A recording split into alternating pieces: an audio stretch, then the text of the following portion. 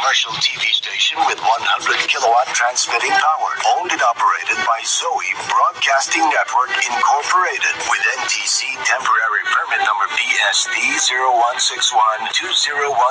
Issued by the National Telecommunications Commission effective March 12, 2010 to March 11, 2013. GMA News TV studios are located at the 22nd floor, Strata 2000 Building, Emerald Avenue, Ortigas Center, Pasig City, and GMA Network Center, EDSA, Corner Timog Avenue, Quezon City, with transmitters at Tandang Sora, Barangay Puliat, Quezon City. GMA News TV is operated and maintained by the following engineers and technicians duly licensed by the Professional Regulations Commission and the National Telecommunications Commission. Professional Electronics Engineers Antonio D. Soriano, VCE number 00042.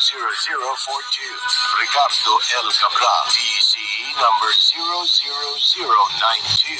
Electronics Engineers Patrick G. Chodoro, VCE number 38172. Christian A. Cutaran, VCE number 39902.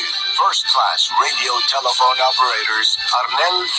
Aricheta, 93-1 PNCR-6617. Charlie F. Perez, 06-1PHN-23257. Gregorio A. De Afrea Jr., 06-1 PNCR-23325. All programs telecast on this station have been approved by the Movie and Television Review and Classification Board. Seen via satellite in Channel 11 Manila and Channel 27 Cebu and Davao. GMA News TV is now signing on.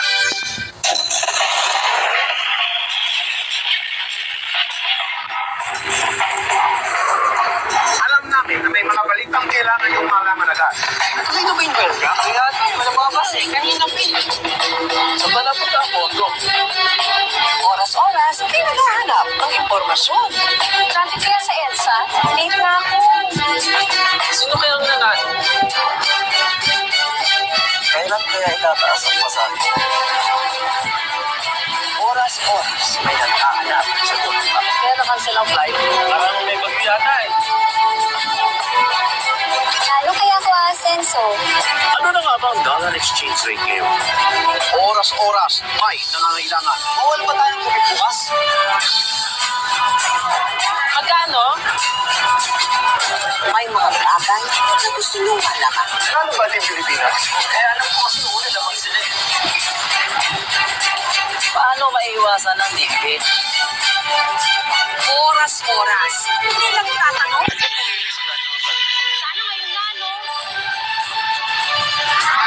Ano na kaya nangyari sa petisyon namin? Alam namin may mga balitang kailangan ninyong malaman kaya oras-oras ay balita kami. I-update. Malalaman ko. Kailangan ko, malalaman ko. Advice? Malalaman ko. GMA News TV.